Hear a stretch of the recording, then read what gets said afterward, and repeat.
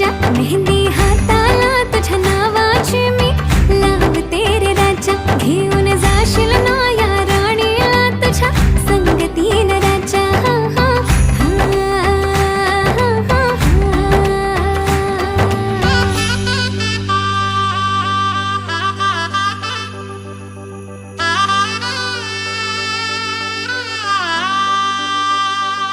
सजली ही नवरी बाई नवरोबासाठी ग, गाली हळदी चाले पा दिसते किती गोड ग.